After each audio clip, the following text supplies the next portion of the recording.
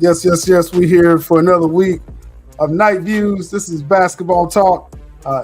All basketball talk. That's men's, women's, maybe some college, Olympics. We all over the place. When I'm doing basketball, you already know I'm still Abdul, joined by Celos. What's going on with you, man? What's good, man? How you doing? Happy to be back.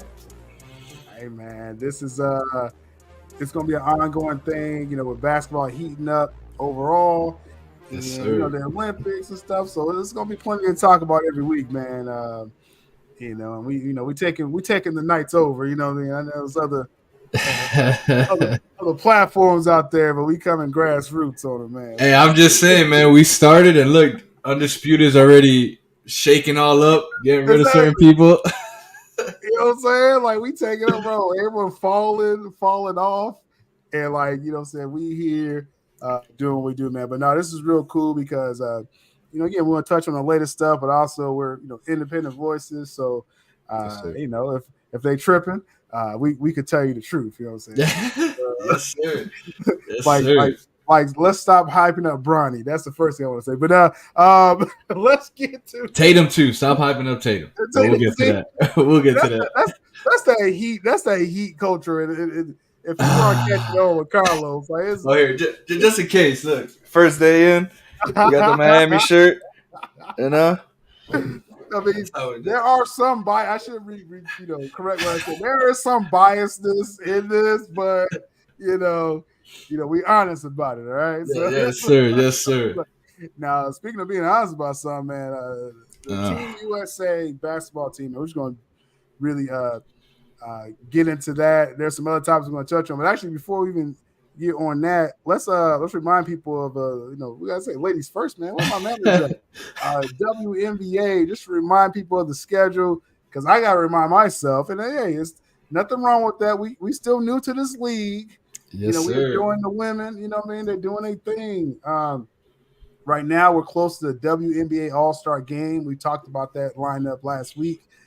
So that's the next, bullet point in WNBA. Then they go on their Olympic break. So we'll pick up on that when the time comes. But outside of that, Carlos, you was mentioning some things that's been standing out to you with the WNBA. So go and take it away. Yeah, so man, I gotta say this week I've really got the chance to sit down and watch almost all that went down this week, WNBA wise, and I gotta just say, I hope I pronounced the name right, Ajaya Wilson, Aja Wilson, yeah, Aja Wilson. Man, I did not know her game, and I tell you right now, I definitely know her game now because she is a straight baller. It's crazy. I mentioned it to you how we're literally watching Miss Wilson freaking about to get to her prime level. If not, she's already there. And we're watching a player like Angel Reese, who I see in the future could become that for the WNBA. And it's like, that present and future, we're seeing that together. And all I know is I will be tuned in this week for All-Star break. And it's gonna be fun to watch. It's gonna definitely be fun to watch. Like we said last week, kind of introducing people to the fact that we're interested in this league. I mean, it's because of the play. Obviously the energy of Caitlin Clark, Angel Reese has brought a lot of attention, but definitely we gotta respect the current, I guess, GOAT right now in the league. Aja Wilson is killing it, man, and so. That makes me want to watch that team, Las Vegas Aces, and they got Kelsey Plum. Shout out to Kelsey Plum. She yeah. She's Hoover too. Right? She cooking. She cooking too. That team is crazy. I mean, I'm just saying, she a baddie, but I'm just saying she does hoop. Like we're not strictly superficial here, people. Okay, I've been enjoying this season. It's the most probably WNBA games I've watched in one season already. I've already surpassed. I'm talking about my lifetime. I've already watched Like Yeah. more, it's one season. Well, And, what's interesting, what I see about it is that, especially with, because I've been watching a lot of Angel Reese's games, and Mhm, dude, with her, it's like she is such a great player, and it's just like the team around her needs, like, she definitely needs help, but mhm, I feel like right now the WNBA has a potential to become like how the regular NBA is. mhm. Now you have these all stars willing to go to different teams. With seeing the stardom of Caitlin Clark and Angel Reese, we can finally see some of these great WNBA players who are on these, like for instance, a team like the Aces who has multiple women, but you really don't see them shine because of these star players that they have. Now you're going to see. I say. I'm calling it in the future.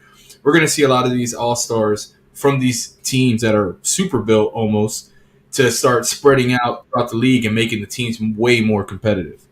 So For sure.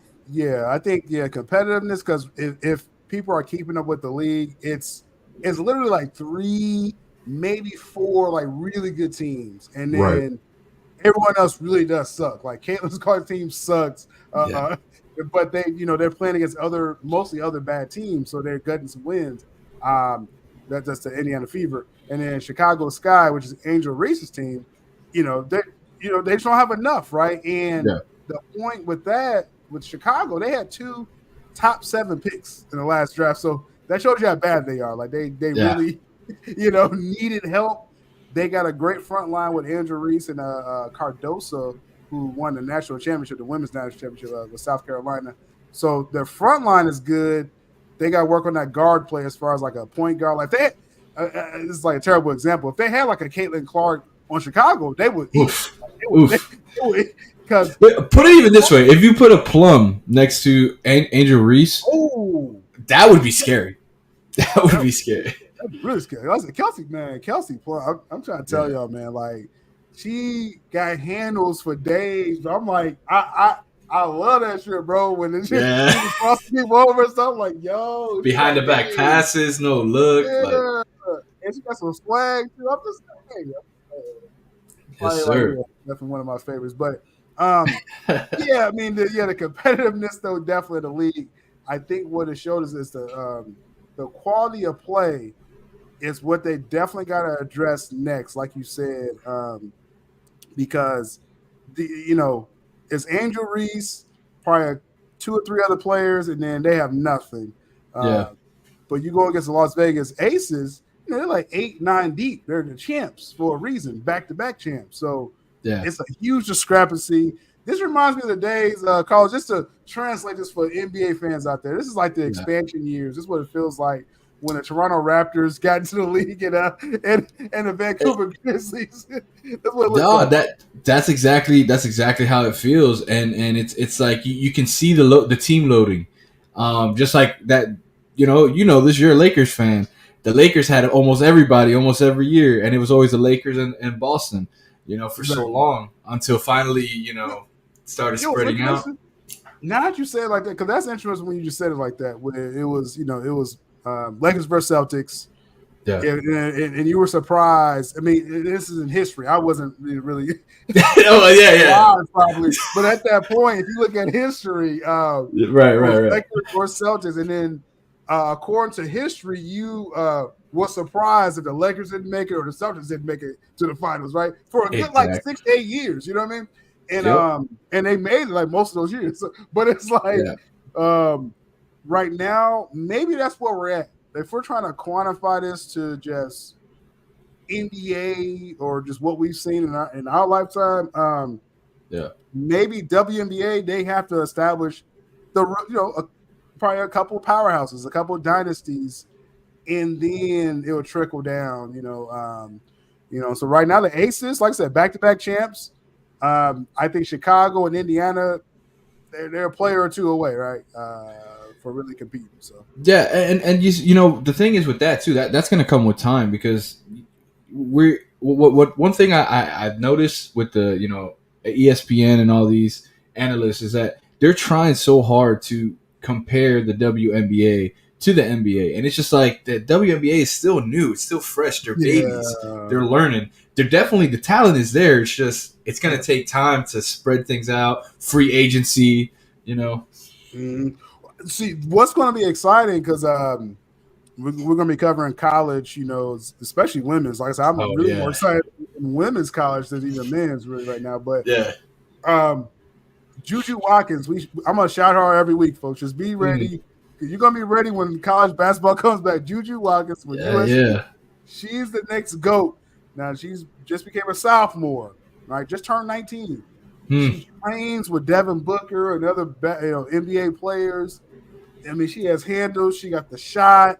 She probably got to work on facilitating a little bit more and maybe like rebounding, just all around, but she's a beast, right? So she's in USC in 3 years because, right now at WME, you got to, you can't just come out. You got to finish college. Yeah, it's for and yeah.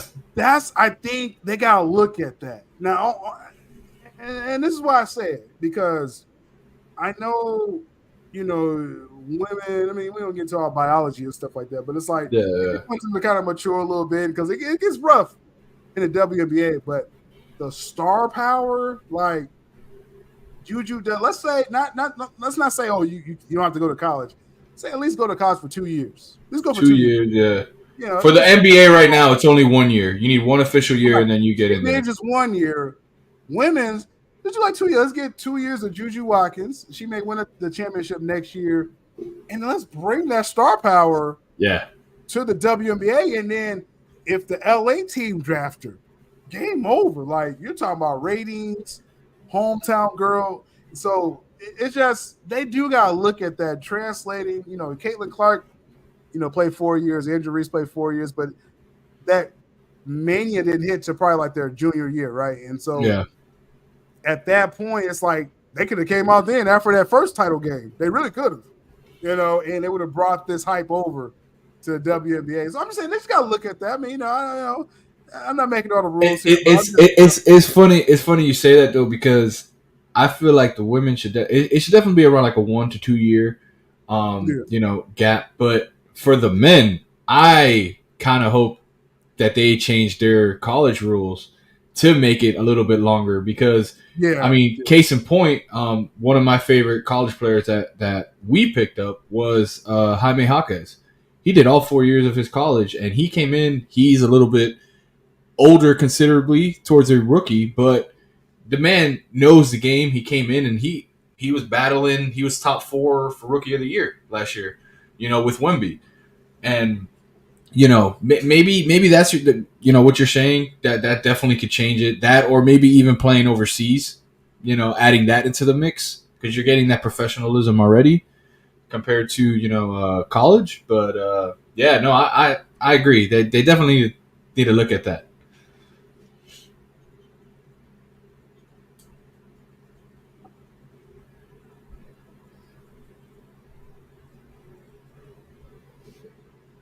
Did we lose?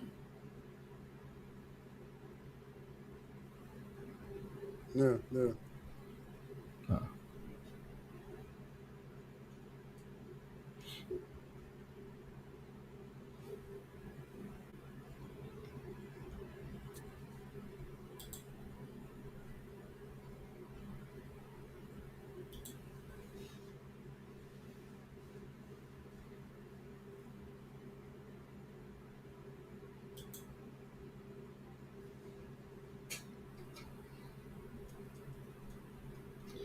Oh, so we'll be right back.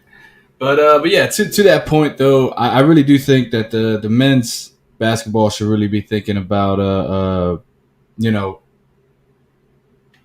trying to, I don't want to say prolong the the college system, but they just need more of that mature level before coming in, because I feel like once they do the one and done, either way they have 1 year they have to go into training, and a lot of draft picks who get drafted in the league for the NBA, I'm saying they don't really see playing time unless your top guy gets injured, and then at that point you're kind of just like, what do we do at that point? You're just training, you're learning the game, and which is good, but you can also learn the game in college, and I feel like you get that more practicing and stuff like that. That's where I'm at with it. Yeah.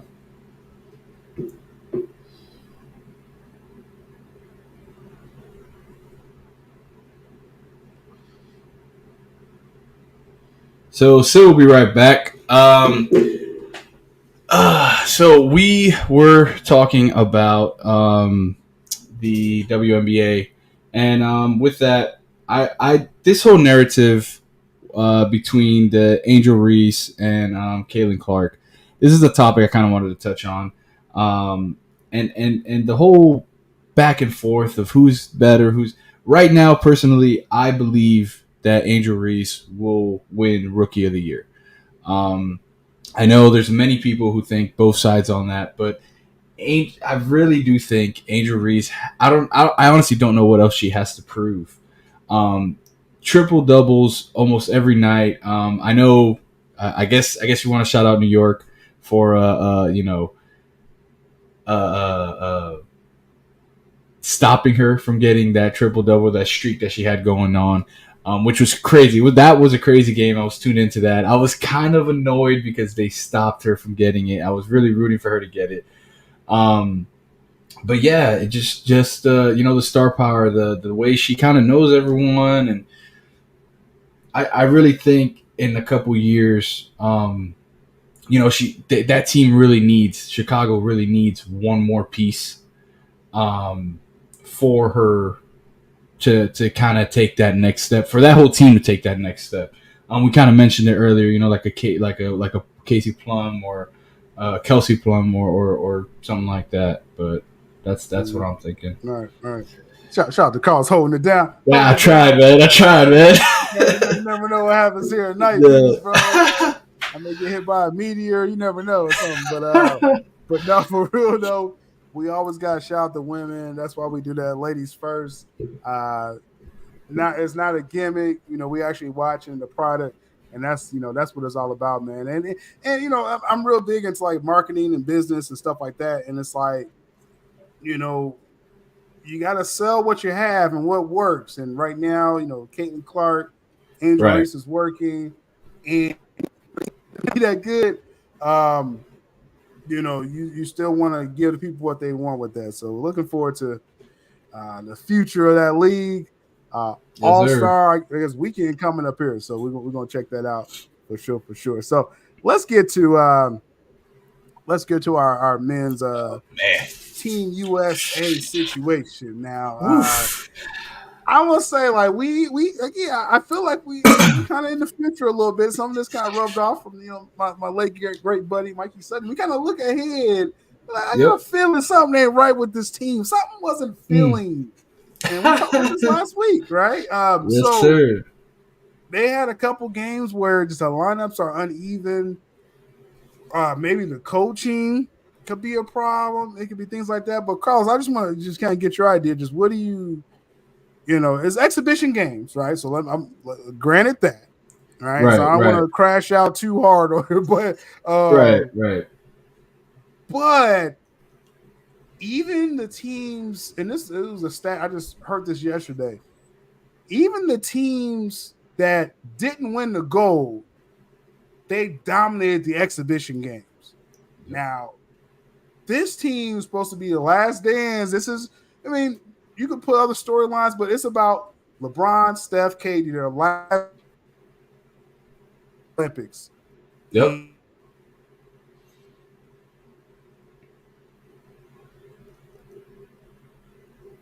So we're losing Sil a little bit there. To his point, this team was supposed to be the team. Like last year, we lost. We kind of got humiliated last year, and this team was literally put together. LeBron and Steph calling everybody up. Hey, we gotta get this done. Let's do this. Let's get together. And from what I was expecting to what I'm seeing, again, Sil touched on it. It's an exhibition game, but yeah, nah, we should definitely be dominating, especially when you have two of the best big men. Well, three big men. Shout out to Bam, obviously. Um, uh, in the game right now, that to me is just wilding. Um, but yeah, so I guess I'm gonna go ahead and jump in on what my thoughts on this. I was talking with Sil about this. I kind of showed him the stats on how our bench in their last game outscored the starters 54 points to 44 points. And to this last game that we had on Monday, um, they changed the lineup, putting Anthony Edwards as the shooting guard, which was amazing because that's where most of their points came from. Um, with that being said, with that being said, adding Tatum to the starting lineup, I don't know why they did that.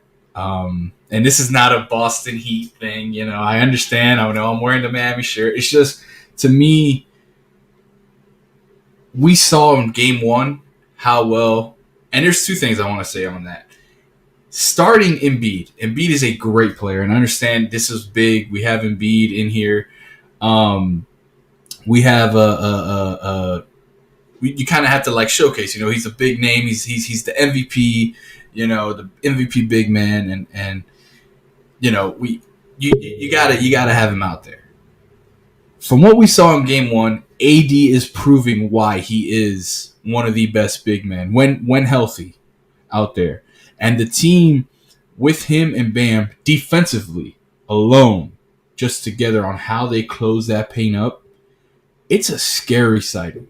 It's a very scary sighting to see. And I honestly believe, and I hope that with the next game coming up, I believe it's tomorrow.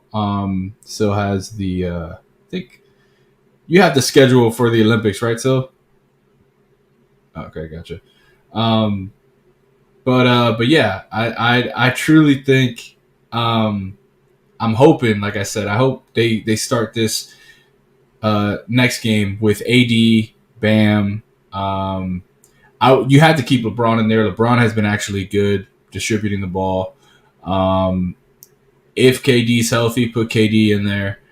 And then Steph, I will put Steph coming off the bench, man. I will put Steph coming off the bench. And he had 1-3. He had 3 points last game. And it's Steph. You always want Steph out there, but I think he's better off. Try to switch it up. Put Devin in the starting lineup to see how things can shake up on that. Have Curry play that shooting guard position.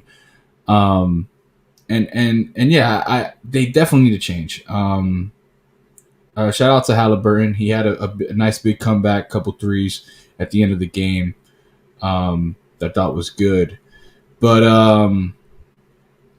man, I kind of want to get into this, but this whole Jaylen Brown situation, right? This whole Jaylen Brown situation, man. I cannot. So first of all, I want to start by saying I really do feel that there's a lot of resemblance into this situation with Jaylen Brown. That to me, it's too on the nose for it not to be talked about, and I think Sil would agree with me here. But if you guys remember the old Dream Team scenario with you had Jordan, you had Magic. You can kind of see where I'm going. The one person who wasn't invited because a certain player didn't want him there, it being Jordan, and Isaiah Thomas not being added to that dream team, and at the time was one of the best point guards in the league, at that level. All right. What's up? So, did you already do your Tatum rant? I just want to make sure. I did it. I kind of went on light. I was trying to be respectful, I did say how I did not like how they started him this week, especially over AD. One thing that was weird to me was that they started him at the 3, and then they started I guess LeBron is their 4 player going forward. Which, and I expected that, right? And they started my this is actually my backup lineup. I thought they would do. I think they're going to start Right. KD when KD's healthy, Right. and that means Tatum got to wait his turn and come off the bench, right? Right. Right. If that happens, but or it could be. Let's see, what was they starting? I mean, obviously you got to start Ant, Steph. So they're on Monday. Yeah, They're LeBron, starting. KD. Yeah, that's Yeah, what I'm gonna their starting lineup was I believe it was Steph. It Yeah, was LeBron Anthony was on Edwards, there. Anthony Edwards, um, uh, Tatum, and Tatum, Embiid. and Embiid. Yeah, yeah. After the first game that AD had, I would start AD. AD needs to be on that starting lineup. Get AD some love. Right? Well, okay. Even before this is AD. Like I'm not. Yes. I know people are like, like, hey, AD is like, this is how AD plays when he's healthy. Like, so Yes. I'm not shocked at all. But what's wrong with Embiid, bro? Like, what's really going on? I know I'm kind of shocked right now. So honestly, and this is me and my dad were talking about this yesterday. Actually, he it looks like Team USA is honestly trying to learn the rules of this league. Mm, But I mean, like to me, I see that as a cop out.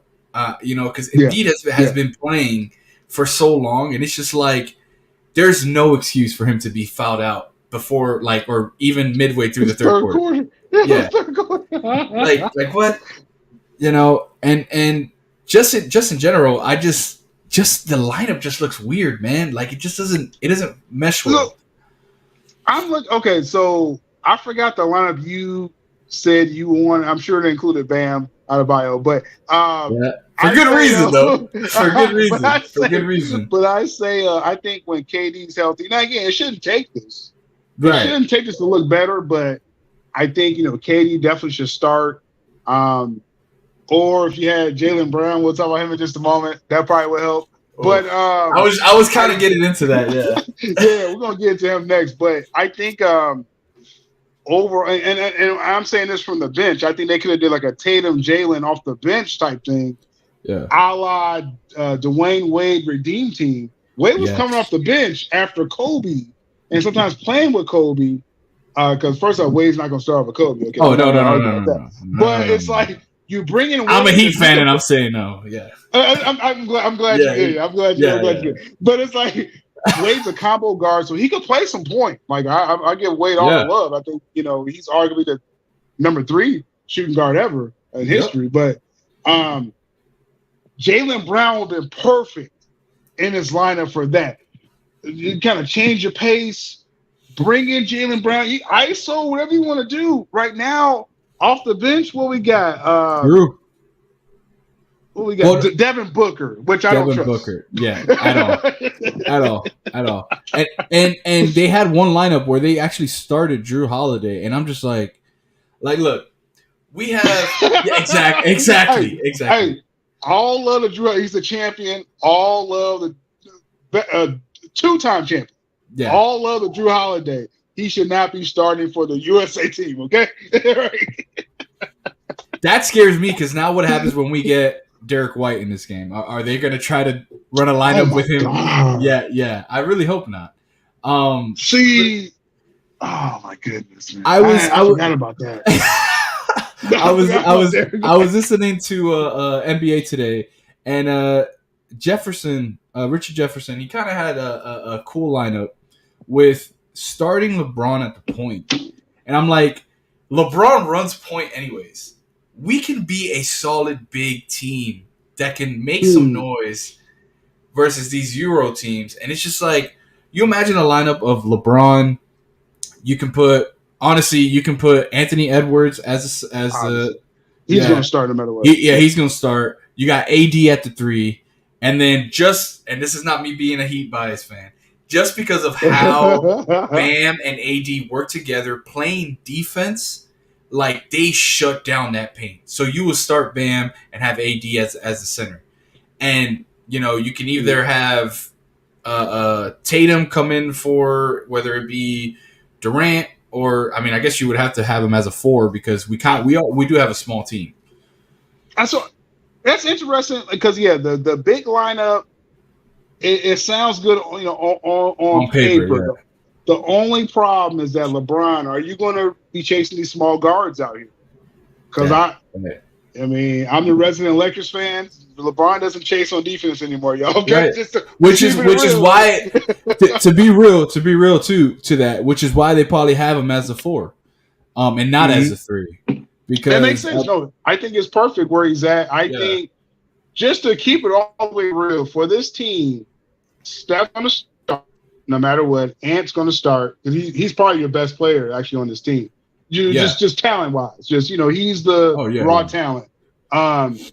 KD, LeBron, but the big position, because again, that's what I was saying before I cut out last time, was that it's about the last dance of Steph, KD, LeBron. Those 3 are going to start when it's game time. Ant, your young phenom. I give Ant the ball if it becomes like crunch time. Give Ant the ball. I love his talent. And how I mentioned it, I sent it to you also. How the starters were outscored by the bench team, and the only reason why they got to 44 points was because of Anthony Edwards. He was balling out. Yeah. But the bench was helped by AD as well. Yeah. The big is the point of contention. Now, before all this, I said last week, hey, Embiid should be the starter. In the NBA, I looked Embiid's MVP candidate last 2-3 years. He won. Yep. Did he win one of them? Did he win? Yes, he did. Yes, he did. He won one of them, right? Where he got injured right after the couple of years ago, right? Yeah. So he won one of them. He's in contention every year. I'm thinking, hey, again, on paper, you start Embiid over AD because you only got 2 bigs, right? So it's one or the other. AD's playing better. AD is healthy. AD's feeling good. This is how he looked all year for my Lakers. So it's like AD looks like bubble AD. You start AD. Yes, exactly. Yeah. You start AD right now. And so this is when we get to the coaching. Carlos, like a lot of people I'm seeing online, and it's a lot of opinions, but Steve Kerr, sometimes people lose their fastball. As a Lakers fan, I was there with Phil Jackson. Phil Jackson, after Kobe won, they won back-to-back. Yeah, let's see. No, they beat the Magic and they beat the Celtics. So it's 2010, the Lakers. And then Phil kind of just stopped coaching. He was still coaching for the team, but he just kind of stopped. And I was like, damn, Phil just lost his fastball. Kobe lost his knees and rotator cuff. But it's like coaching has to, be a factor. And so with Steve Kerr, hey, Warriors, great run. The team that Mark Jackson built. We're going to give Mark Jackson love here for the Warriors. But all day, every day. Kerr came in, analytical mind, kind of reminds me of J.J. Redick. And he comes in, he uses the team, and they do their thing. And Steph Curry becomes, super Steph, right? As soon as and I think he's going to do that with or without Kerr. So Kerr gets a lot of credit, Carlos. I know this is a long-winded question, but Kerr gets a lot of credit for that run. I don't know if he's the right head coach for this team, this Olympic team. I love Spoelstra's proven. Yeah. We can't tell this generation nothing about Spoelstra. We've seen what he's done with Heat culture, and give credit Pat Riley, the whole organization y'all got, but Spoelstra has it. I'm not trusting Kerr, Carlos. We're going to lose a game because of Kerr. I just feel it. Well. Here's my thing about that, right? Here's my thing about that. With Kerr, it's not just Kerr. It's Kerr and Ty Lue, and it's like they're both so they're actually together. They're coaching together, and also you have your Spo and then other coaches. So what I actually found out is that you have the Kerr and Ty Lue was actually the people who decided to start these last 2 games, the starters. And initially, they didn't want to start Anthony Edwards because they wanted Anthony Edwards to have that D Wade coming off the bench redeem team, which that hit him in the that kind of shot themselves in the foot with that. Yeah. Spo is the one who has been running the bench and running the No, plays. that's interesting. So when seeing that, you see the member I had mentioned about how he wants Bam to start taking over his original position of that 4 position. You have a true big man like AD there. So honestly, man, and even when they talk about Team USA, Spo goes very undermentioned. He doesn't get mentioned a lot. Like you see him in the workouts. It's just and I don't want to sound biased by saying this, but it's a Miami. You can't have good weather and be a good team as well. So that's something me and my good friend always said when we talked about basketball when it came to the Heat. And it's just like for some reason they want to undermine the greatness of Spo. And Spo started as a video he used to do the video stuff, and look where he's at now. He worked his way up, just like a Pat Riley type. That's what Spo is doing. Yeah. Right. He's the closest thing to a Pat Riley that there is. And honestly, man, I think they just need to let him go loose because you imagine Spo just with his mic. So throughout the regular season, he is known as the coach that has the most changed. I mean, a lot of it had to come because of injury, but his starting lineups, he uses the regular season to prepare everyone for the playoffs, which is what you have to do when you have a team. You change your lineup so many times to see who meshes with who, and you go out there and you do it. You know? So I think this is what so because I know with the lineup before we switch gears, the lineup of this Olympic team, I just feel there are 4 players kind of 4 indelibly like etched in. I feel what you're saying with Bam and playing a 4. I think he is a bench player on this team. If you're talking about again last dance, KD, LeBron, Steph, and your best player, you're just your most explosive player. Those are 4 right there. And then AD has proven he's the best big on this team. Bam can actually play some big. Now I know we kind of had this debate last week about should Bam kind of slide down. That's what he should do. He should. Yeah. Which he did last game when AD got some rest and Embiid was hurt. There was a point where they had them both out there. European ball, Olympic ball. Bam can be your biggest player. Oh, yeah.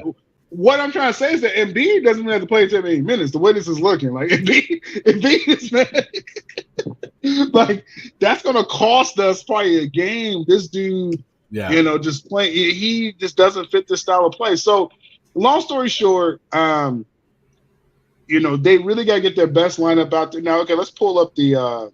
We got the exhibition games coming up. We got this Saturday. Was that South Sudan? No, we got Serbia. Serbia coming up tomorrow. Which, bro, because they played Canada, they played Australia already. Those games were too close for no reason.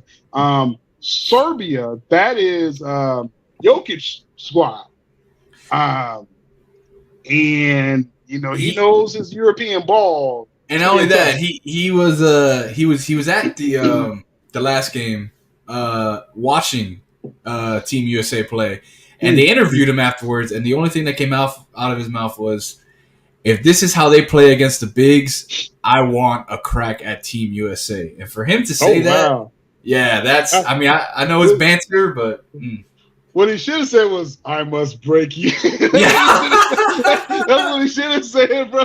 Like, man, Jokic is going to destroy Embiid. Like, I already know he's going to destroy him. Yeah. And AD has a tough time. AD goes back and forth with Jokic, but the record is the record. Jokic gets off on all the bigs on this team. So, man, all I'm saying, man, but AD is your best chance. I do believe AD is your best chance. Yeah. And I would say working a little more Bam as your big, just it could be a 4 or 5 minute stretch, but I kind of would like to see European ball Bam as the big. backup big.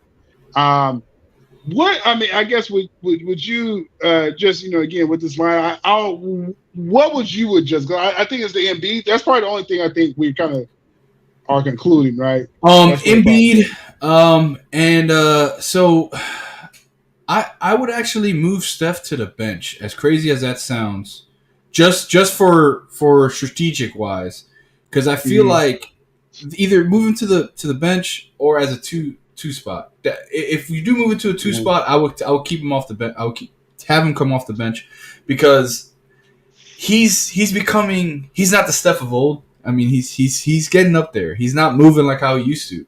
He's better off the ball, a catch and shoot player. And I think he would work better on this team as a catch and shoot, not as a guy who's going to facilitate. And who's your point?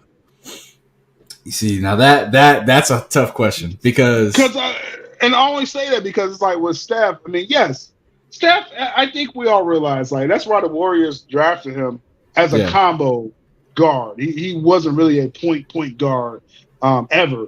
He can facilitate. He can do some flashy passes and stuff, but Steph, get the team involved. That's not what Steph does. Steph is catch and shoot. That's what Steph does.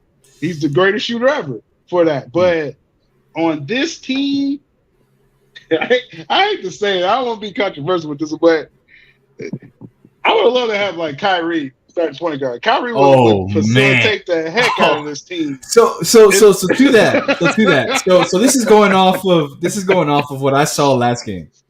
Yeah.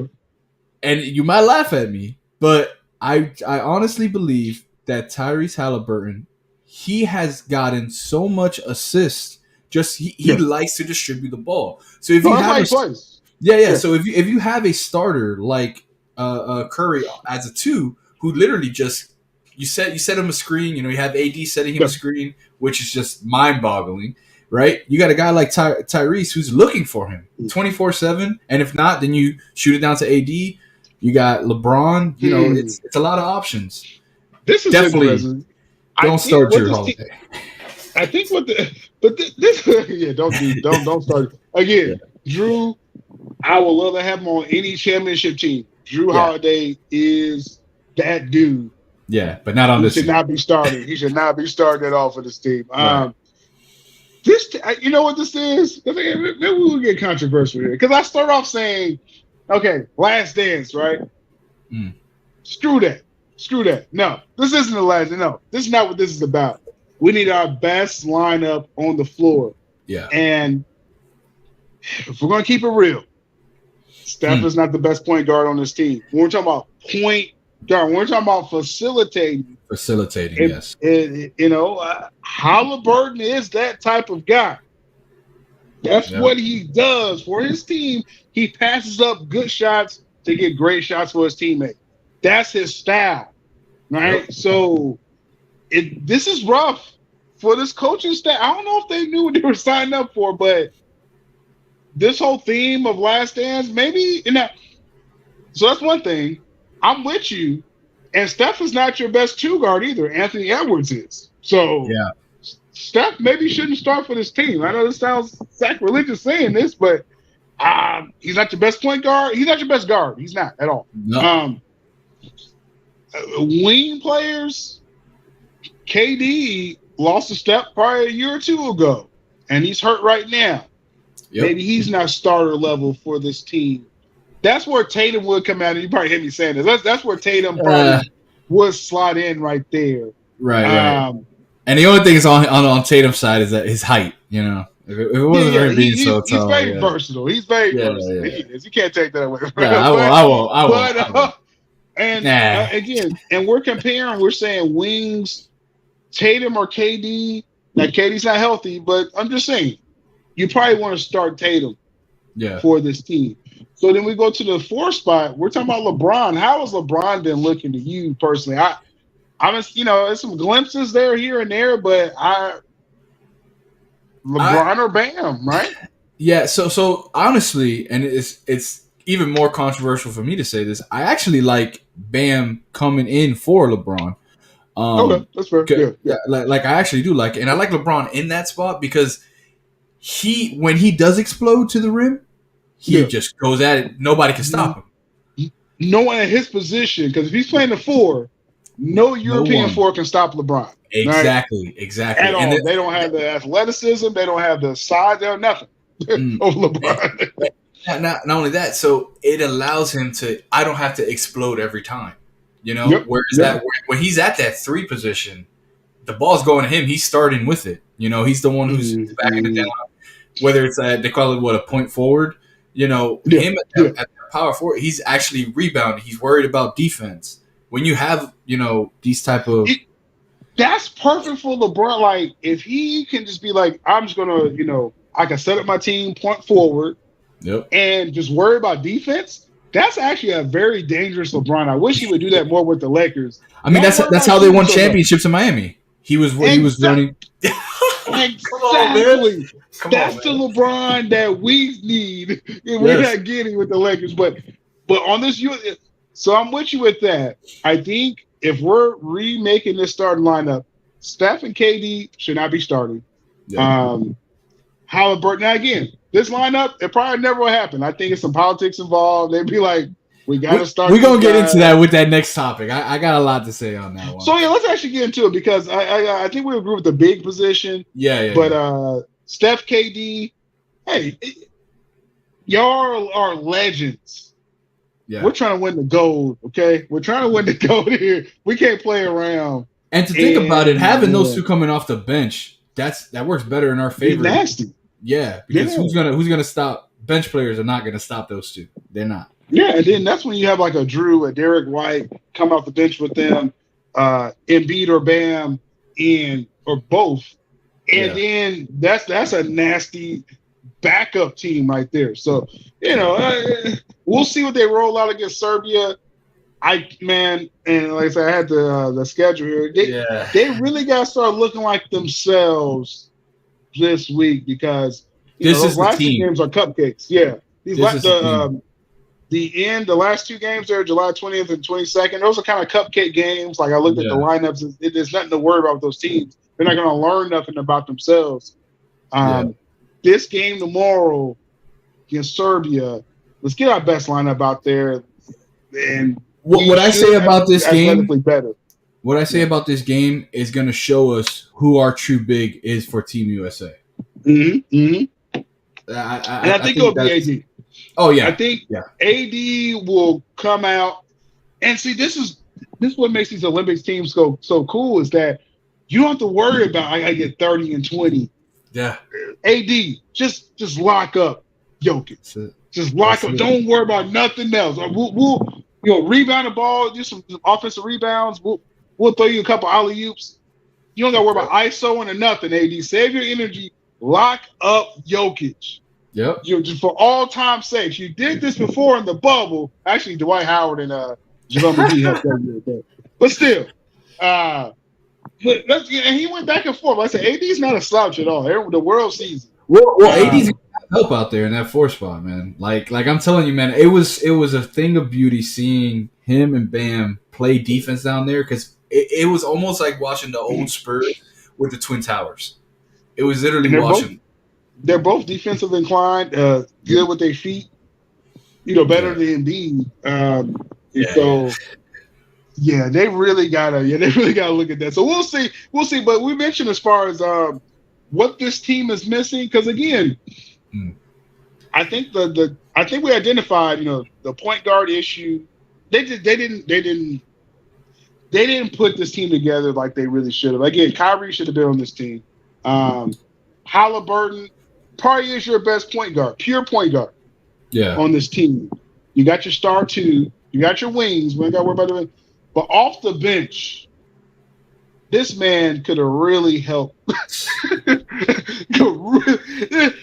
He's only the Eastern Conference MVP, playoff MVP, and Finals MVP. Jaylen Brown, two-way player. He guarded Luka more than anyone in the Finals.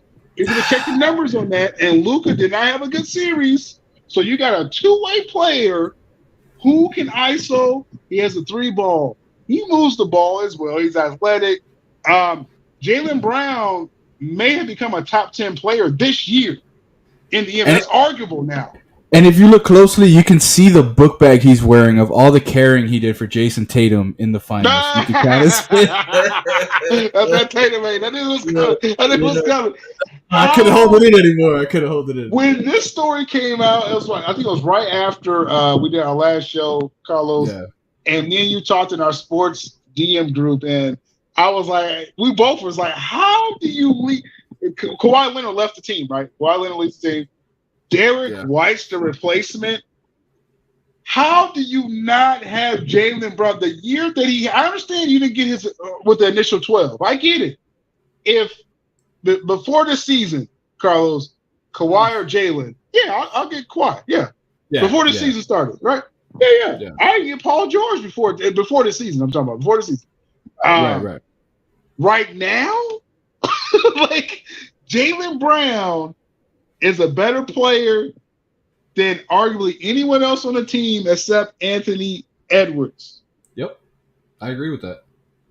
And that's tough for me to agree about that. and he's not on the team. Colin, what is the full thoughts with this? What is going on with this team? Let me take a quick look. So I kind of started touching a little bit on it, but so what this scenario right here, it reminds me of the Dream Team with Michael Jordan. Who was one of the top point guards at that time? The best point guard in the world in 1992 was Isaiah Thomas. And exactly. And he was not allowed on the team. He wasn't. They didn't want him on the team, quote unquote. They didn't want him. Yes. So to me, I understand that there's a tryout, there's a this, but you are gonna really sit there and look at us and tell us that these players have no say on who is on this team. Do you really? I mean, and you, out of everyone, you're a Lakers fan. Mm-hmm. Half of these people on this team are LeBron fans. So you're looking at it. Okay. So like you have to get approved. So if Tatum, I see this as Tatum did not want him on this team because that's wild, bro. He has to prove the narrative that he doesn't need Jaylen Brown to win. That is wild. All this is proven is that he does need him.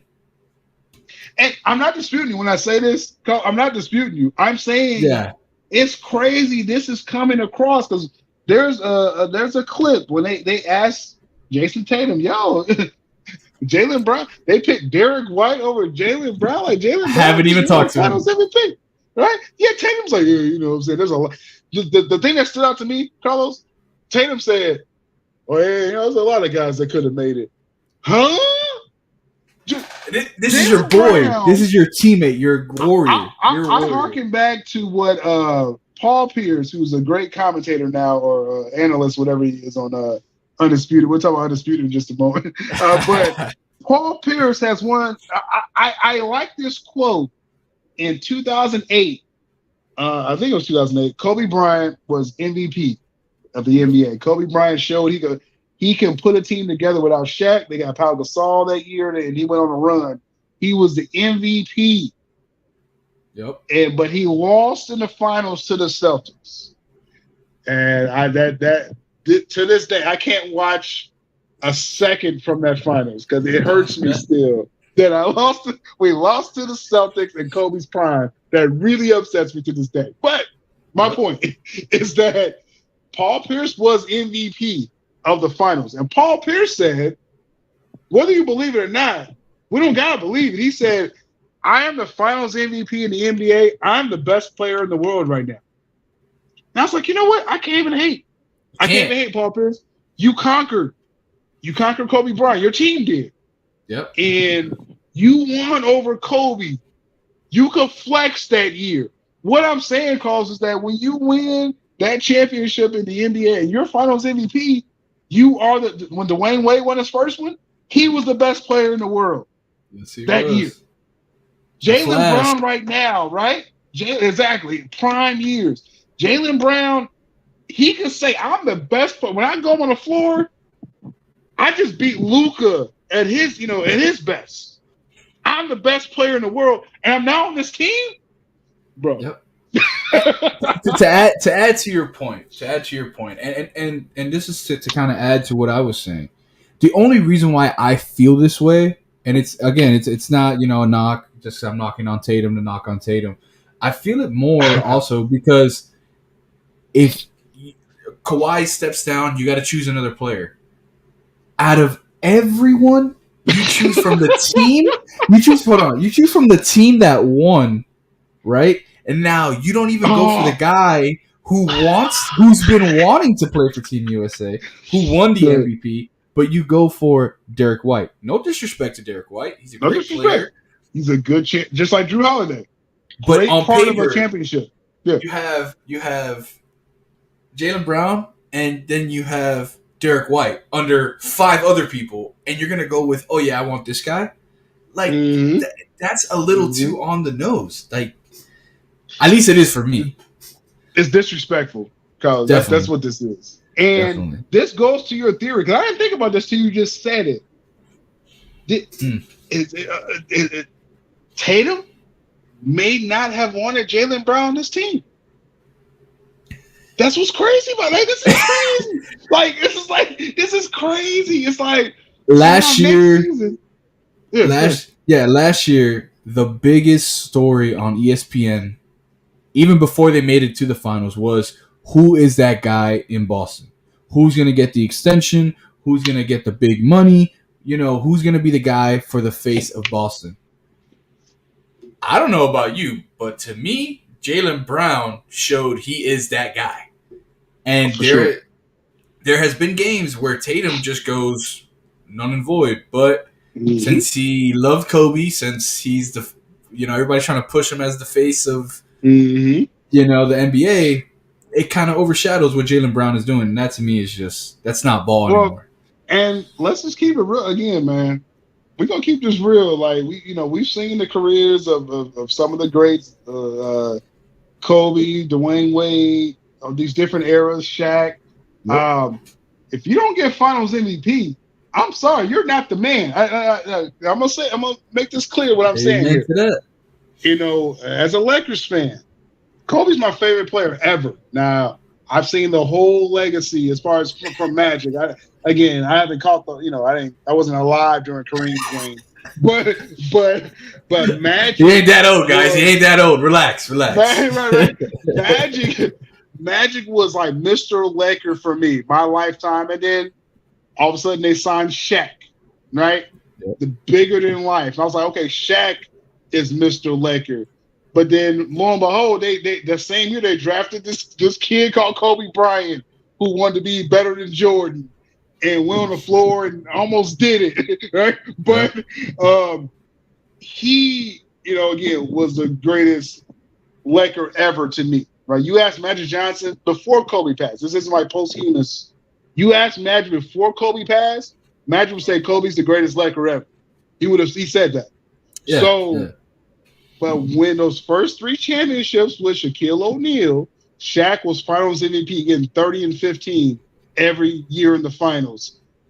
And Kobe nearly caught him against the Nets. Kobe had 32 and 7, but Shaq had 34 and 15. So Shaq got the Finals MVP.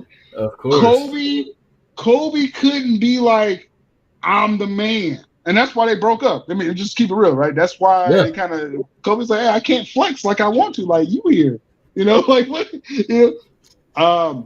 Thank you for that, Kobe, because you gave the Miami Heat their first championship. Thank you for that. I appreciate you. That's why he pushed out Shaq, right? He pushed out Shaq, and y'all got y'all title with that. Yes, and sir. So and then obviously we know the story of Kobe's storied career.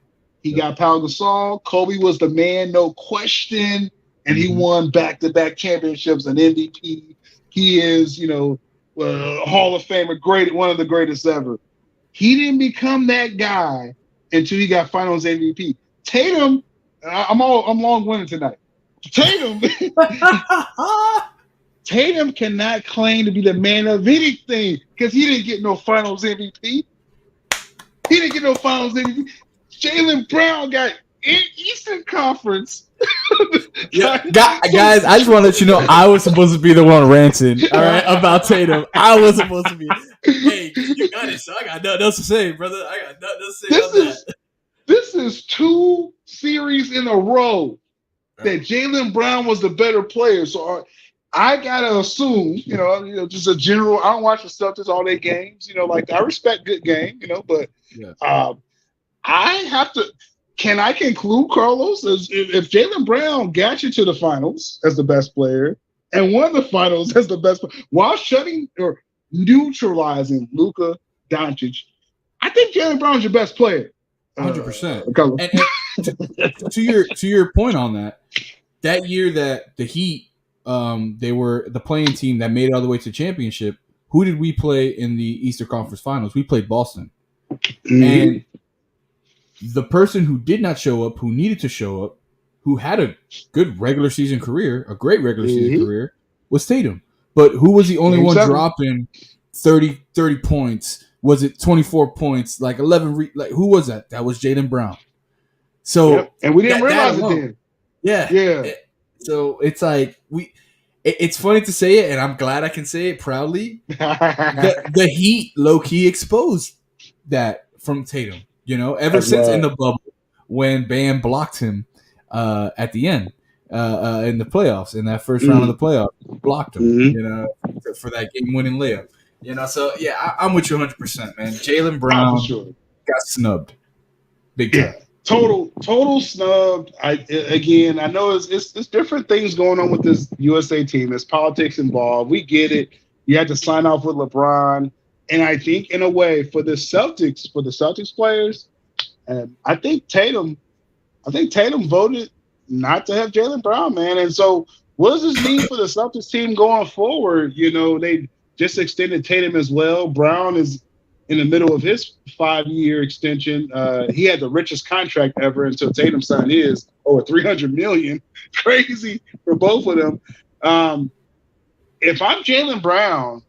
And I'm not trying to even be messy when I say this, because if I'm Jaylen Brown, let's see how this next season goes. Let's just see how the wind blows. So I kind of have a theory on that. Go ahead. USA team wins the gold, right? Tatum comes back, he's a championship winner, and he has the gold. I see him pulling a Kobe Bryant. This man idolizes Kobe Bryant. He's going to talk to the front office. He's going to let them know, hey, this is my team. I want to prove to you guys that I'm the guy. You gotta have to move him because it's like you said. My point. They traded Shaq. Shaq. That's my point. Had the MVP. Shaq got the MVP. This is totally my point, Carlos. I think what's going to happen? They're going to play this next season together. It's going to be all kinds of storylines.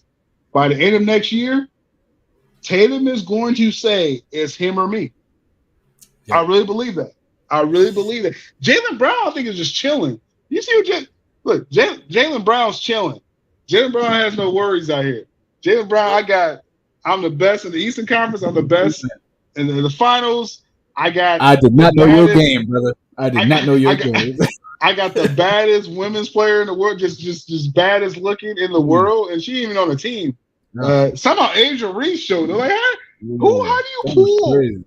How do you pull like 2 dimes? Like, what in the world? He should have sat in the middle of both of them. That's what he needed to do, You know what I'm saying? But but I think Kersey, I think that's his girl for real. But but it's like my point. Jaylen Brown has no problems. I don't think he's even that type of dude.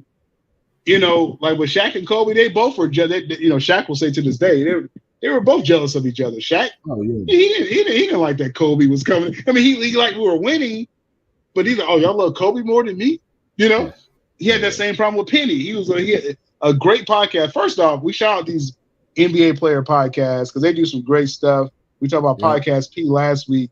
The big podcast with Shaq, that's some good entertainment as well, too. He's had Penny Hardaway on there. And Shaq talked about how he was just jealous of Kobe and Penny. You know what I'm saying? That's how these breakups happen. Jaylen Brown don't even seem wired like that, Carlos. That's my point. Jaylen Brown's like, I'm chilling. I got my money. I got my girl. Jaylen Brown is about balling. He's one of them last ones about like, yo, like I just want to win. I want to play. Let's go out there. He don't listen to the outside fodder. I mean, we're seeing it now, but it's more of a because he feels disrespected, and that is like he's a guy of morals. He's like, yo, like you ain't about to disrespect me. I just won the MVP finals, and I didn't even come across that list. Like, what's going on? Oh, I'm saying next season is NBA season coming up. I'm going to delete pass just for the drama. I'm going to be watching all the Celtics. I'll be counting how many shots Jaylen Brown gets over Tatum or vice versa. I'm going to see Tatum's body language because Jaylen Brown just plays one way. He's playing ball the whole time. He doesn't take plays off. He's not as streaky. I think Tatum's more of a streaky shooter.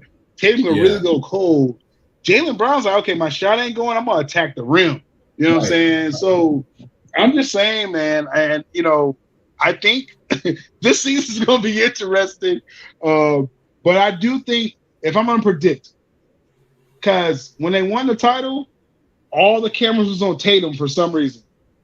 And it's like, I'm push him as the face of the league. They want to push this dude, right? And so it's like, if I'm Jaylen Brown, like, I'm chilling, but okay, this is the point. Tatum, our final point, because we got to move to the last topic.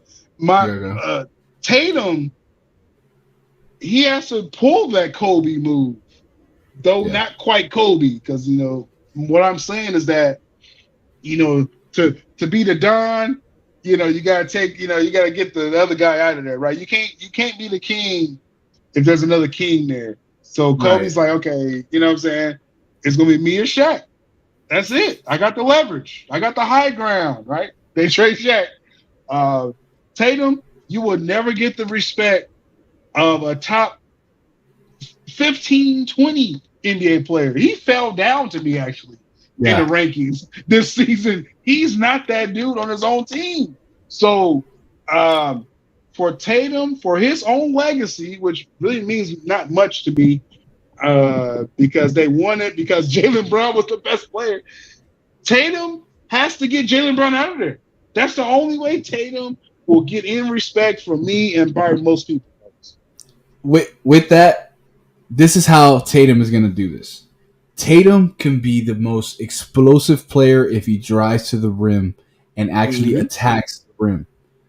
He can't do that with Jaylen Brown on the floor because Jaylen Brown has the mid-range and then he drives it in himself. So I'm calling it now. It's going to be about 2 to 3 games where Tatum is going to go off and most of his points are going to be driving to the paint. Now, when that happens and he has those big games and he wins those games for the Celtics, he's going to go to the front office and be like, look, you guys want this out of me more? You want me to take over the game? You're going to have to take this guy out of my way. He's in his way. He can't do that. That's why we see Tatum shoot these threes. It's like live or die by the three. This is it right here. This is why. It's because he has to change the way he plays. And I know that's a lot of compliment that I'm giving to Tatum, and that's the only compliments I'm giving to him for the rest of the night. I think, and like I said, I mean, the Celtics franchise, like financially, they're going to have to move one of them in another season or two anyway. Yeah, you can't have 2 players, $300 million contracts for that full run. You won your title, right? Like this kind of this buys you like a year or two, right? Let's play this out. And then, hey, we're gonna have to kind of shake this team up. One of these guys, we gotta trade one of these guys that's getting $50 million. You know what I'm saying? Yeah. And right now, Jaylen Brown is the guy that you want to, if you are going to trade somebody, because of his stock price right now. Because Finals MVP, you can throw the kitchen sink at this guy, you know, in trade talks of asking of, I want all these other players to come in and be a part of the team off of that one trade of Jaylen Brown, just because of how high his ceiling is right now.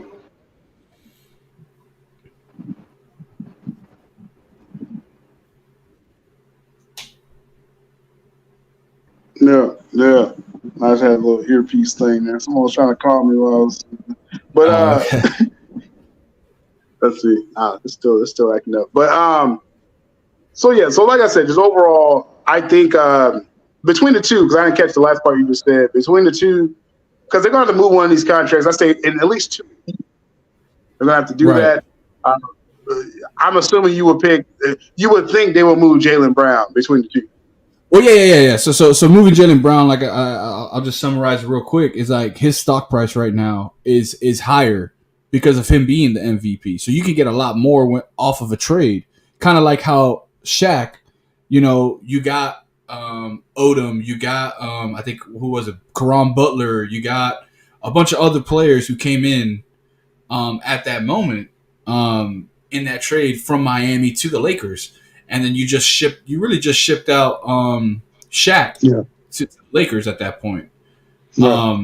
So that's I think right now if they're going to trade somebody, it has to be Jaylen because of his stock price. So that's Gotcha. Yeah. I think that's what's going to happen overall. And like I said, I'm intrigued what's going to happen this season. Right. Let's get to our fun topic before like everything implodes in my home right now. We got Skip Bayless. Yes, Skip Bayless. This news hit me in a weird way. If people don't know, if y'all been watching on social media and everything, Skip Bayless, it leaked out that after just 1 year being away with Shannon Sharp, Shannon Sharp went away. You didn't want him there no more. Skip Bayless is leaving Undisputed at FS1. He's leaving. I don't know where to or what's going on. He's not going to ESPN according to some reports. He's done. The show itself will likely be retooled and rebooted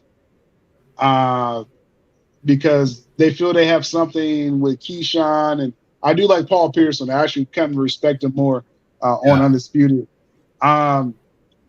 Skip Bayless, he was part of that era that introduced all of us to really sports talk with him and Stephen A.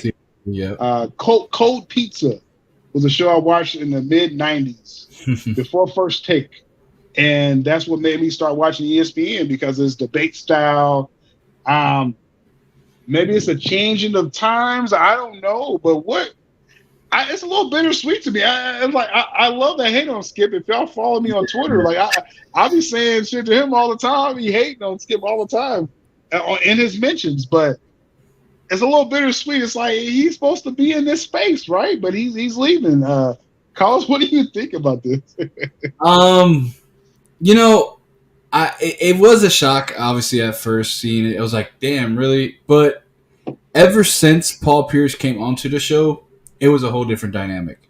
Like, there's a lot of segments where Skip wasn't saying anything. He was just there, And if from as long as we've been watching Skip, if you know anything about Skip, is that he loves to talk, and yeah, it's just that's not there. What I personally do see happening, I haven't heard anything of this, but I can see him going to a broadcast for maybe the Dallas Cowboys and just talk shit to the Cowboys.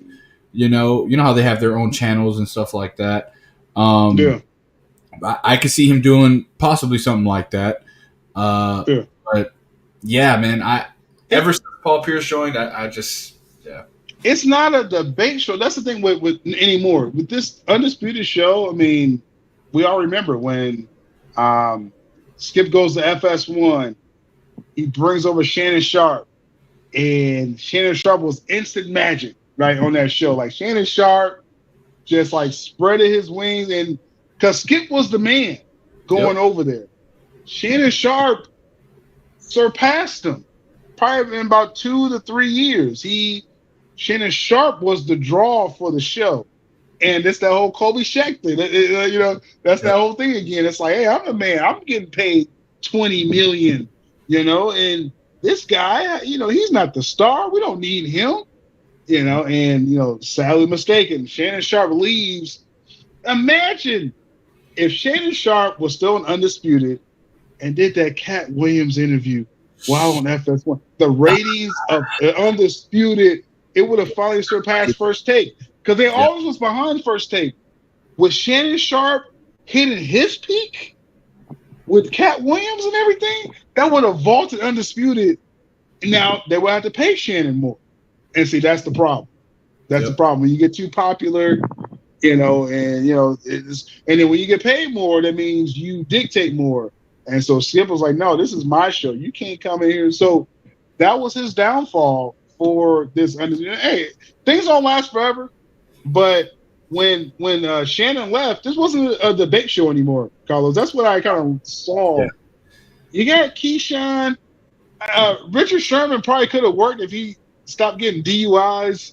They had to take him off, after he did that. But it's like he was the one I thought was going to be like that debate person with Skip. They actually had a real fight, a debate, years ago, right? So I was like, oh, this is going to be spicy, right? Michael Irvin, just him and Skip just glazing Cowboys for like an hour straight. Like, no one watch that shit, bro. That was terrible. This show became not disputed. It became another get up. You get up in the morning, you just hear sports. That's good analogy right there. Good analogy.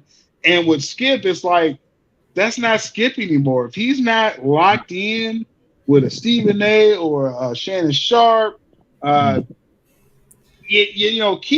ain't there. I mean, I like his analysis, but he's not there. Right. Paul Pierce is just NBA. Stop asking Paul Pierce NFL questions. Okay, let's stop that. But it's like I like Rachel Nichols. Like she's an OG out here. She has different stuff sprinkled in. It just wasn't a debate show anymore. So I think Skip, I think he's just like, this isn't my lane anymore. This isn't my show. People, and you know what really showed me, my last point with this, what really showed me Skip was done before he said he was likely leaving, this Bronny situation. If you watch Undisputed Now, Skip is going very soft. And I'm like, this is not Skip Bayless. He should be destroying Bronny every single show, like Russell Westbrook, and all these guys that he's been destroying for years. When I saw he was like, oh, let's give Bronny a chance, I was like, oh, Skip's done. He's done. and again, I feel like that's more of the having a Paul Pierce, having this. He can't be as free as he wants to be. It's more like, hey, look, this is calculated. You got to say what you got to say. But I feel like they're pointing more of where they want Skip to lean. When back then it was just like, yo, Skip, go crazy. This is your show. Yeah, you can't do that. It's the end of an era, man. It really is. I just wanted to highlight that Stephen A. First Take ain't even the same anymore. You know what I mean? Like this climate has changed. Overall. Yeah, with Stephen A. too, though. Like, so there's a good interview out there on the OG's podcast. It's Udonis Haslem and Mike Miller. I always shout them out. They did a one-on-one with Stephen A. And Stephen A. really went deep and talked about like how much control he really has in ESPN. Like he does. He goes over the NBA Today. He goes over the Get Up. That's why you always see him jumping around. Even on his podcast show that he has on ESPN. So like to me, when I hear things like, the whole Skip and Shannon situation, it's like, Skip, you were that guy, but you weren't that guy. You feel me? At that point. It's interesting if you think about it.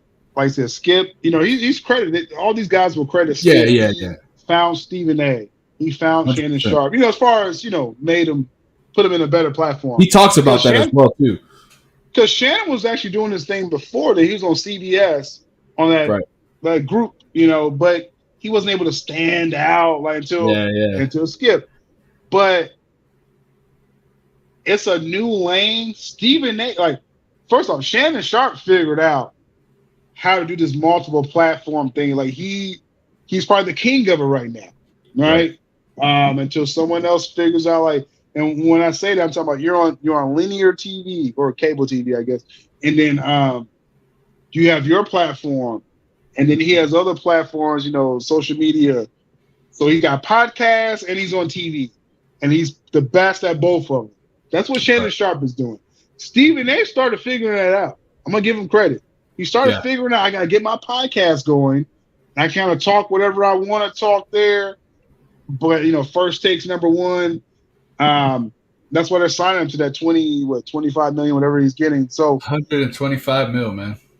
Skip, Crazy. yeah, 25 a year. Yeah.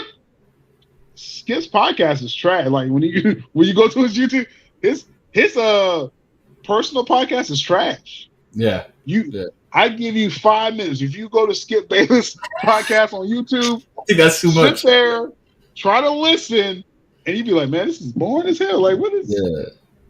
I just wait to watch him in the morning. You know, I watch the replay. Like, I'm able to catch a replay of Undisputed every day because I like the banter. I like, especially when Paul Pierce is there or Rachel Nichols. I like both of them. And Skip hasn't.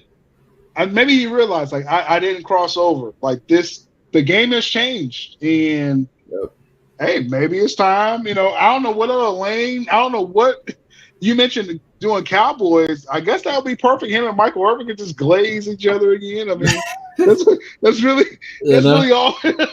That and the TikTok that he does of burning the Cowboys jerseys. That's about it.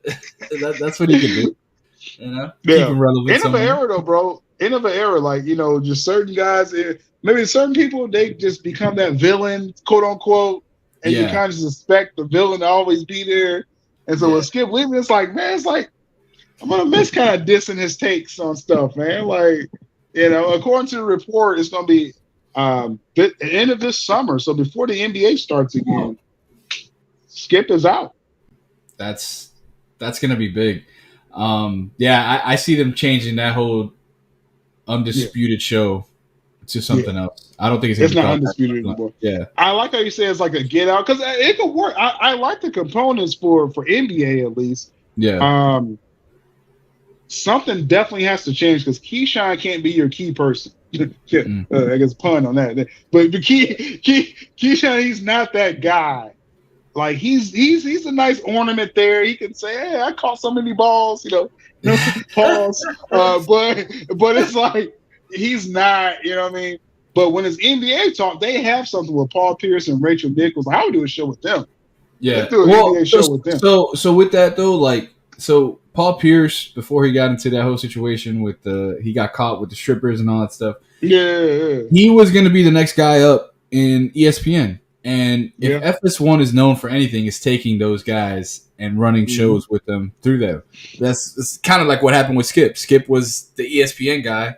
He got into that dispute with Stephen A. left, and now he was all up on FS1. So I can see them leading Paul Pierce to be that guy to take charge. So if you're doing like an NBA show, I think get Paul Pierce. The structure has changed. I don't know how you can because I'm into marketing, right? And so I'm like, how do you can't sell a first take show because first take ain't even first take anymore. Yeah. So you know what I mean? And Undisputed was the last thing we kind of had, but then they just piss each other off so much. So it's like, you gotta have those. You gotta have another big personality, and that doesn't grow on trees, man. I don't. Skip lost his fastball, obviously, and it's a change of guard, man. I don't know what's going to happen, but we're going to be here watching, see what they do, man. So as we wind this down, after a nice night of technical difficulties, night views, we talk basketball, all basketball. Yes, sir. NBA, college, women's, and we try to look ahead. Oh, before we do, you touch on your summer league stuff before we close this? So I had him pull up here. Jared McCain, known as the TikToker. He had a very strong game. 21.7 rebounds, 1 assist, 1 steal in only 24 minutes. Listen, this is the season to watch these rooks. And I think he went 7th in the draft. The top guys, they're throwing donuts out there. Like this is all about the people who came in the after. I know again I sound biased. You got Kello Ware, who just dropped another monster game. He had about 20-something points, another 11 rebound game. Like this is a true big man back in the league. and yeah, it's just you have a lot of these young cats who are again what we talked about in the beginning of the stream is taking that extra time in college to get Mm, better, learn the game, learn your craft, and then coming in. Yeah, you're gonna come in maybe a 21-year-old, 19-year-old, a little bit older, but you're more wise. You're coming in ready to play. People don't have to stick yeah. around for that first year, so you could go to the summer league and do it. No, you're ready to play now. Hmm. So Yeah, I think there's like a shift in talent. We mentioned this when we were talking about the women's game, how, you know, I'd rather women not wait 4 years. Like, let's get them when they're 20, right, 21 and get them in this WNBA. Because, like, that, with women, like, they mature, just biologically, they mature faster than men. And I would rather a 20-year-old woman go to the pro. Uh, men's, I want more players like Eddie from Purdue, the big guy. He yeah, went to yeah, yeah, yeah, Pistons. yeah, I want 3, 4 year guys like that. yeah. That same thing. They Marquez, mature. They example. fill Yeah. out their body. Again, men, we take one. Some people get their frame, more than others. But I'm just saying, like we're not in those booming years anymore. When they first opened up, high school players. Kobe came in the league, Garnett came in the league. Like, I'm talking about like 30 years ago. Yeah, yeah. You know, they started influx. I think like that golden era is done. Now it's like it's back to, let's let these guys mature. And I say this, and it's like I'm not trying to belabor this when I say this, but like last 2 years in college basketball, Yeah. I watched more women's college basketball than men's college basketball No, because 100%. you got these men's, they're not even men. There's a bunch of 18-year-olds that don't know the game. And then they turn 19 and go to pro. And they're in the Right. G League, But then with women, again, I think a woman's ready when she gets, like I said, I was mentioning Juju Watkins. When she's 19, 20, she's going to be ready for pro. But she has to wait till she's 21, 22. So I just think something has to change. I mean, the rule is the rule. I mean, you tell a kid, yeah, you can go pro and get guaranteed $5 million. Yeah, of course, fool. Take the $5 million. Of course, I understand. I'm not going to be like. But with NIL, like they really got to kind of push this more in college. Like, okay, you could pay them legally now. Go ahead, dump this money on these guys so these second rounders ain't trying to go pro.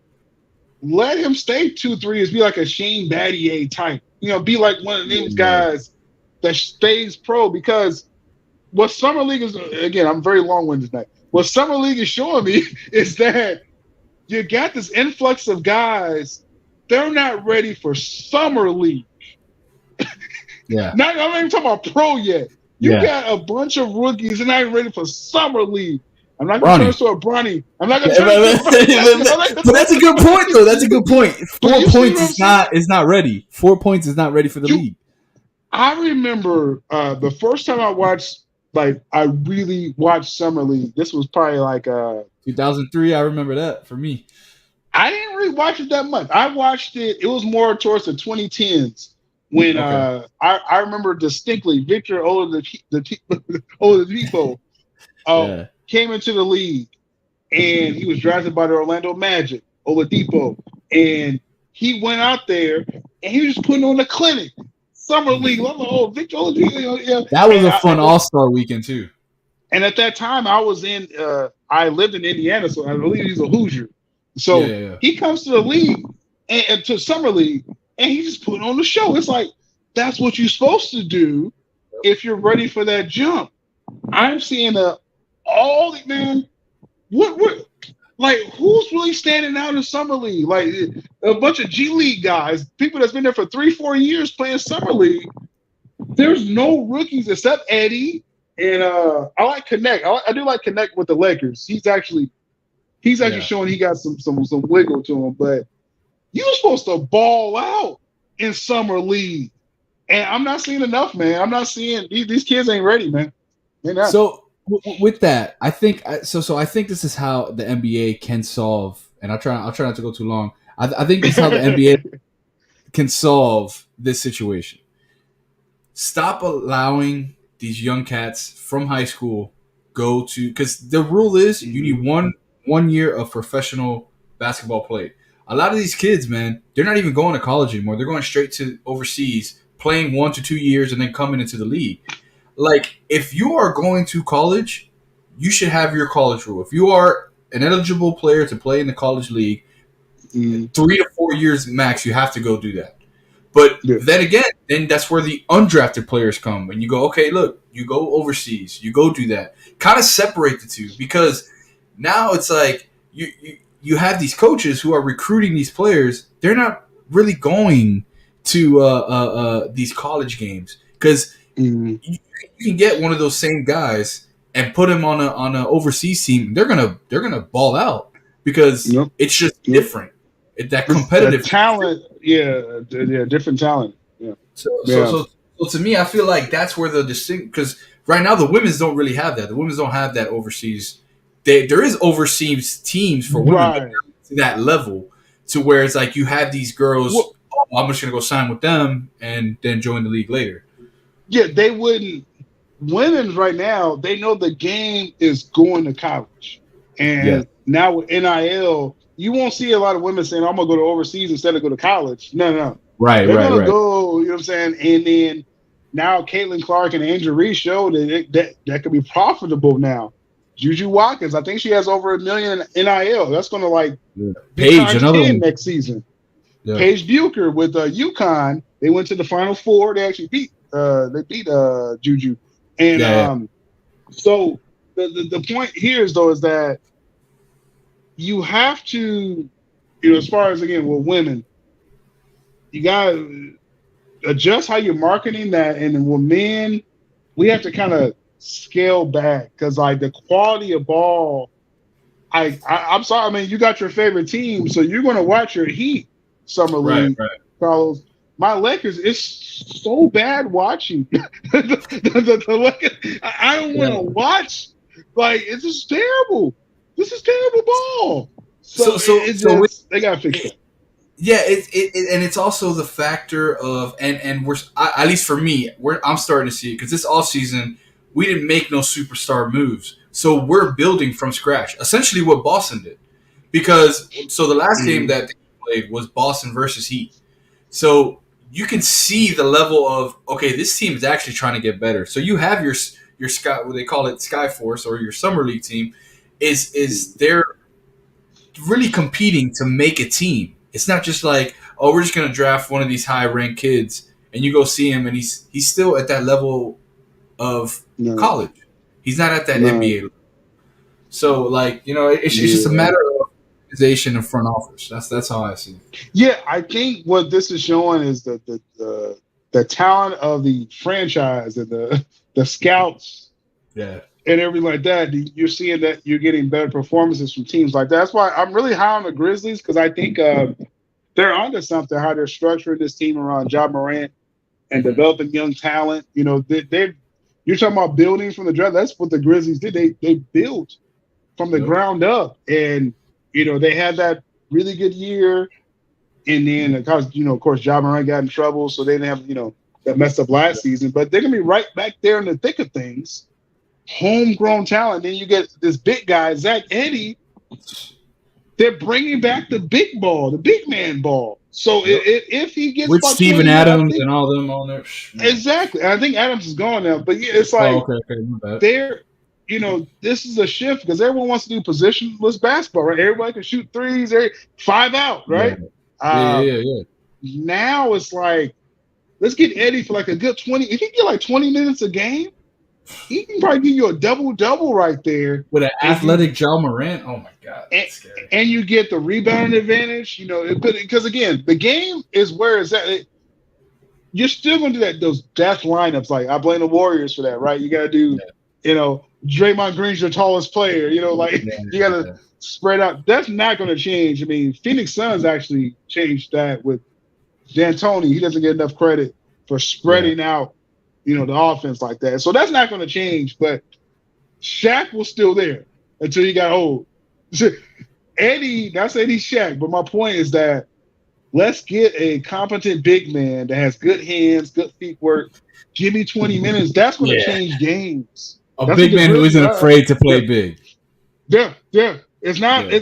And I'm saying, It's I'm not saying Embiid. like, and it's like I'm saying it's like, oh, it's like I found something. But like, no, there's not enough big.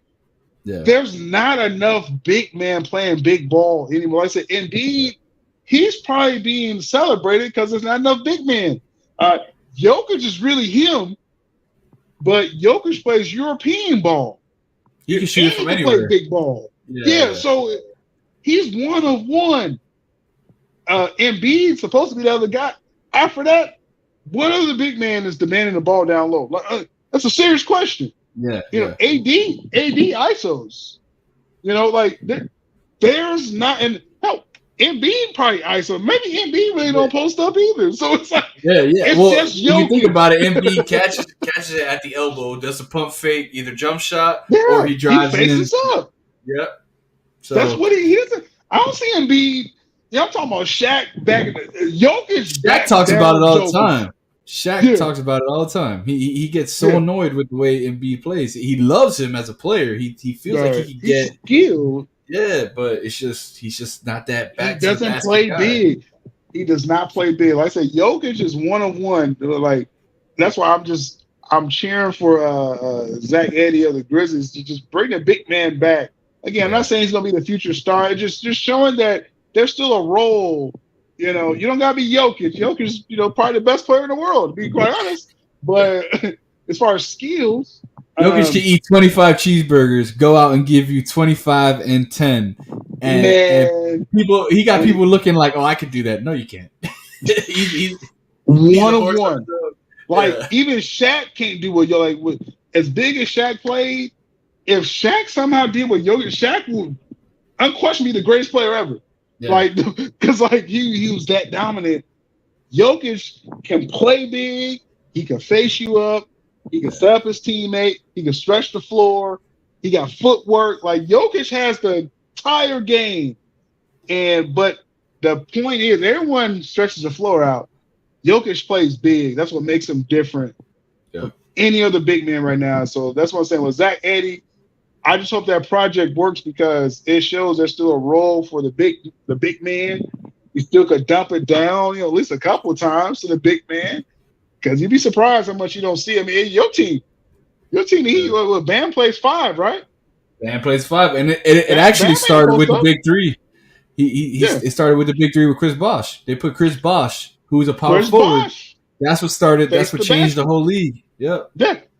Face the basket, and much love, respect to Bosh. Like he was a vital role for that run. If you didn't have a Chris Bosh, he played more defense than ever in his career with the Heat, and that was the difference. Like the Spurs battles y'all had, that was the difference. Yeah. Chris Bosh was the difference. So with Bosh, when LeBron left, he had his career year that year because he was back at that forward position. You had Hassan Whiteside next to him. If it wasn't for his blood clots that stopped him from playing in the NBA, he would have taken the league by storm. I think they could have been a playoff level team because Whiteside, he had a good 2-3 year run right there. As again, we're talking about pure big man. That's what Hassan Whiteside was. Rebounds, blocks. Yes. He had triple doubles with blocks. He probably had like one move with the post, but he was a big man. Yeah. And that's what's disappeared.